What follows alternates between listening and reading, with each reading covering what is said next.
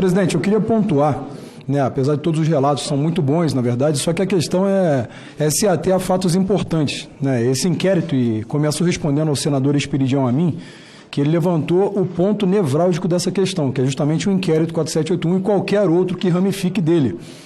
Esse inquérito, respondendo ao senador, ele queria a base legal, ela não existe. Na verdade, o que acontece é que ele foi aberto de ofício realmente e teve como utilização, como se fosse uma lei subsidiária, o que não é e nem poderia ser utilizada dessa maneira, o próprio regimento interno do STF, os artigos 43 a 45. Esse regimento interno do STF ele foi feito à luz da Constituição de 69, portanto não existia ainda a figura do Ministério Público. Uma vez que vem a nova Constituição de 88, ela não absorve, então, esse regimento que tem no seu artigo 129 a figura, que é a detentora privativa da ação penal, Ministério Público e Polícia Judiciária. Portanto, não existe nenhuma previsão legal, né, e ele até pontuou, sobre o inquérito que foi aberto de ofício mais uma vez e determinado o arquivamento pela PGR, então procuradora Raquel Dodge, por 2 vezes, uma inclusive em ação pública, ou seja, ele jamais teria o poder de negar esse tipo de arquivamento. Então, portanto, respondida a questão do senador, ele jamais viria aqui, tanto o Alexandre quanto o Barroso ou qualquer outro ministro, e aqui eu quero excetuar, de forma bem particular, o excelentíssimo senhor ministro Nunes Marques, que tem feito um papel brilhante porque tem sido positivista, ou seja, respeitando a lei que foi feita por esse parlamento de forma idônea. A questão, o presidente senador Girão, que eu tenho muito apreço e respeito, e parabéns por essa audiência, quando fui preso no dia 26 de fevereiro de 2021, né, quase à meia-noite, por um mandado de prisão em flagrante, que não existe, ora, qualquer professor de direito penal, e aqui eu coloco aqui com muita propriedade as palavras, porque eu também sou operador de direito, qualquer um sabe que esse dispositivo não existe, né, e o parlamento, e aqui é a minha crítica ao Arthur Lira, que tentei avisá-lo inúmeras vezes, a exaustão, que não abrisse mão da imunidade material e formal do artigo 53, que a própria semântica da palavra quaisquer, ela explica naturalmente, né, o sentido dela, não tem que explicar para um ministro que tem o tal do notório saber jurídico, preconizado no 101 da Constituição. Eu acho que isso aí acaba até avariando a bússola moral, acho que saber demais acaba sabendo de menos. Então, o ponto nevrálgico da questão é que esse Senado deveria atuar de forma a empichar o ministro Alexandre de Moraes, que disse também ao desembargador, e estou aqui com alguns juristas, e me corrijam se eu errar em alguma letra de lei, que eu duvido muito, e já desafiei o Alexandre de Moraes para um debate público sobre direitos também, que na lei complementar 33, que é a 35, perdão, que é a lei complementar da magistratura, que é a lei orgânica da magistratura, em seu artigo 33, eles usaram por analogia o artigo 53 da Constituição, podendo prender um ministro ou um magistrado somente em flagrante delito de crime inafiançável. Pois bem, o ministro Alexandre de Moraes tem incorrido corriqueiramente no crime de tortura. O crime de tortura não basta amarrar alguém num pau de arara e chicotear. Não é para enfiar uma unha, embaixo da unha uma agulha. O crime de tortura ele também se configura na situação psicológica, mental. Né? Isso está muito claro, aqui está aqui, eu posso ler aqui, eu vou até ler, inclusive, sobre a lei de tortura, está muito clara aqui. Deixa eu ver se essa lei aqui está muito certa. Ó, vou ler o artigo 1º, constitui crime de tortura. E passo aqui, então, ó, se resulta lesão corporal, não é essa parte, ó, na mesma pena incorre quem submete uma pessoa presa ou sujeita a medida de segurança ou sofrimento físico ou mental por intermédio de prática de ato não previsto em lei ou não resultante de medida legal. Ora, ele vai utilizar a ordem judicial para dizer que é uma ordem legal, mas não resulta de lei, porque ordens ilegais não se cumprem. Lei 8.112, artigo 116, inciso 4º. Me corrijam se eu estiver errado. Ainda insisto nisso. E os policiais federais, por obviedade, o delegado, naturalmente no cargo, ele tem que ser bacharel em direito. Por que então que ele obedece essa ordem ilegal? Então o que nós estamos tendo aqui, presidente, ó, podemos pegar a Gestapo ainda é brincadeira de criança, podemos pegar a STB da República da Tchecoslováquia, na verdade, né, Statní Bezpečnost, que era a polícia do pensamento do Partido Comunista daquela época. Então tem muitas coisas. A Gestapo ainda perseguia os opositores quando eram tipificados na lei nazista, ainda tinha uma coisinha para eles buscarem subterfúgio. A STB não, perseguia qualquer um, é o que ele faz no mesmo protocolo. Né, a denúncia gravíssima do deputado Ottoni de Paula sobre as ameaças e a ingerência, já dizia aqui, né, já dizia... Peço só mais um pouquinho, só para eu terminar o raciocínio. Já dizia François-Pierre Gouzot, foi ministro na França, que quando a política adentra no recinto dos tribunais, a justiça sai por alguma das portas. Né? O que ele falou foi muito grave. quando o próprio ministro Barroso esteve aqui para fazer o lobby da PEC do voto impresso, que já havia sido aprovada por essa casa e declarada inconstitucional. Um outro erro do Senado, que no artigo 52, inciso 10, o Senado ele tem que decidir, declarada inconstitucional a lei, se ela vai ficar circunscrita a esse processo ou se vai ser lato sensu, erga omnes, e os senadores nada fazem. Gilmar Mendes ainda disse em tempos que isso era obsoleto, ou seja, o comando constitucional é obsoleto na visão neoconstitucionalista do STF.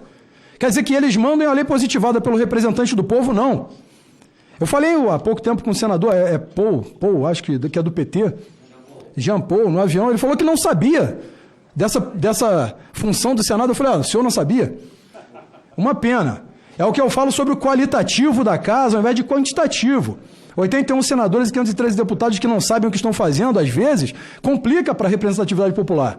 Então, quando nós viemos aqui falando, eu tenho 1 milhão de seguidores, é muito legal, também tenho. Eu sou censurado há mais tempo aqui e fiquei 11 meses em um presídio, por crime algum.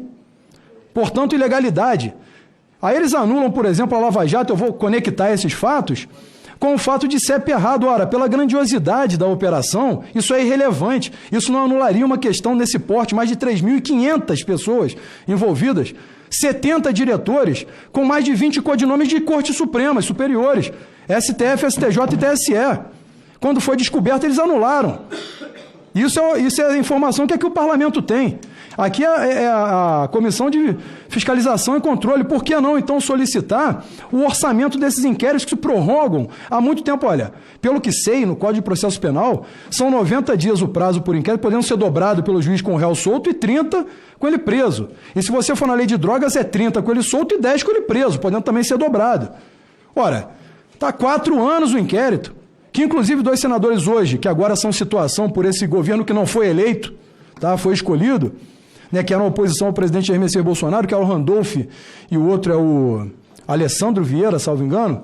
Eles falaram muito contra o 4781, mas quando fecha o acórdão do STF, não suprime letra de lei constitucional, não. Não revoga a letra de lei constitucional, não. Como que se continua calado e falando que está sendo censurado e está tudo bem? A Carmen Lúcia votou contra a censura, dizendo, inclusive, que se for censura, nós entendermos assim, aí então aplicamos a Constituição, ou seja, a Constituição é secundária. E enquanto fiquei preso, tive que me defender de dentro de um presídio, na Comissão de Ética, com 11 processos no mesmo sentido. Quer dizer, nem Bisinidem esses canalhas conhecem, covardes. Eles são incapazes de entender. Quando eu falei com alguns dos deputados, eu não estou me fazendo advogado de mim, eu estou colocando o caso em concreto. Eles dizem para mim, eu não sabia disso. Aí eu falei, você não sabia? Por exemplo, que eu estou com a minha conta salária bloqueada desde o início, as contas da minha família, meu CPF bloqueado. É complicado. E eles vêm falar que, você está censurado, eu não sou há 2 anos, mas está tudo bem. Quer dizer, quando eu estava no presídio que o Alexandre mandou um procuradorzinho de porcaria lá, me ameaçar dizendo que minha família poderia sofrer retaliação, eu falei, capricha mais que isso aí, cara, eu sou PM no Rio. Não dá para me ameaçar nesse sentido. Isso para mim não é nada. Você me dá o seu celular com a sua senha, conversa com o presidente da República, que nós te soltamos amanhã. Eu tenho 3 celulares apreendidos lá, há 2 anos. Até não sei por que não aprenderam isso, mas quando foram aprender o do José Serra, senador aqui, o Toffoli rapidamente disse que não podia, porque era vinculado ao mandato. Ao passo que o Toffoli foi reprovado em 2 concursos de magistratura, a OAB naturalmente, quando um advogado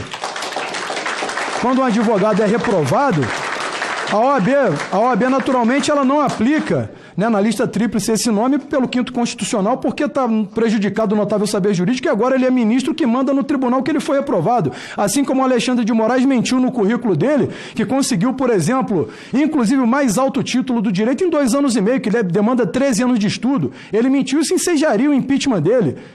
Aí ele não vem aqui para poder relatar e mentir aqui publicamente, somente com os pares. E quando tem que vir tentar modificar a Lei 1079, que é a lei de impedimento de ministros, aí o Lewandowski, que não falta uma sessão e ainda vem na calada da noite para tentar modificar e se blindar. Então, se o Senado, presidente, não agir, também me despeço, estou me despedindo aqui do meu mandato, porque saí ao Senado, candidato ao Senado no Rio, eu não consegui ser eleito, então não estarei nessa legislatura, mas talvez retorne em outro momento. Então eu deixo aqui um recado para os meus pares que foram reeleitos, Luiz, Jordi, Júnior Amaral, Farrux, que são excelentes, Gilberto agora eleito, Zé Trovão, não vai dar para nominar todo mundo. Magno Malta, que jamais deveria ter saído daqui, que vocês façam um trabalho dessa vez de verdade, porque vocês têm muita força juntos. É como diz o presidente, vocês não sabem a força que tem, falou para o povo. E nós somos representantes desse povo. E eu não vou partir para sentimentalismo, porque eu não tenho mania de me fazer de vítima, e nem sou vítima de nada. Eu acho que eu sou um voluntário contra isso, na verdade. É assim como disse o Bismarck, eu também estou disposto a matar e morrer pelo meu país. Quer dizer, se você não defender a pátria hoje, e avisei quando fui preso, todos nós sofreremos os reflexos disso, gente. Isso é grave demais. A denúncia do Tony de Paula, o senador Magno Malta e tudo que foi requerido aqui, tem que ser levado em consideração para uma CPI imediata. O Alexandre de Moraes ele pode ser preso em flagrante pelo crime de tortura. Olhem o Roberto Jefferson. Olhem, eu vou terminar aqui, presidente, e eu termino a minha fala. O caso do Roberto Jefferson, em especial, ele estava preso há 2 anos, sob tortura psicológica e um inquérito inconstitucional. Olha, a teoria da árvore envenenada, o senhor conhece muito bem, ela invalida qualquer coisa que ramifique de um processo desse. Se ele mata alguém, claro, ele incorreu em um crime, mas ele não incorreu porque queria, ele foi forçado a isso, é uma reação forçada, uma reação provocada, enquanto Alexandre debocha na cara do brasileiro, fazendo uma ditadura da toga aqui, todo mundo quieto. O Arthur Lira, quando falei, eu recebi ligação do Arthur dentro de casa. Receba a intimação do ministro Daniel Silveira. Você está me prejudicando em meus processos. Isso é covardia ou não é? Isso é ingerência de outro poder ou não é? Aí vem falar que não. Vamos prender o Daniel, porque aí a Rosa Weber vai liberar a RP9 aqui. Ah, não pode mexer no dinheiro da emenda, que aí vão manter o deputado preso. Se o Senado não fizer nada com esse canalha, esse cafajeste frouxo. É frouxo e covarde. Inclusive eu falo aqui, eu já não devia nada à justiça. Quando o presidente me dá a graça constitucional, que é um remédio constitucional para justamente evitar esse tipo de invasão, ingerência ou arbitrariedade, olha, o Código de Processo Penal, artigo 738, é reconhecido imediatamente a graça. E o presidente pode comutar apenas, perdoou tudo, eu estou multado em 3 milhões de reais. O artigo 92 da Lei de Execuções Penais é a mesma coisa, 107 do Código Penal. Só que esse cara aí que sabe tanto, não sabe nada. E não respeita a lei, não respeita o povo. Então, a minha visão aqui é que tem que prendê-lo em flagrante pelo crime de tortura, ou no ruim de tudo, empichar aqui e ele ser preso depois, presidente. Acho que o Senado tem que atuar de uma forma mais veemente. Queria falar isso. Muito obrigado, deputado Daniel Silveira, pela sua participação.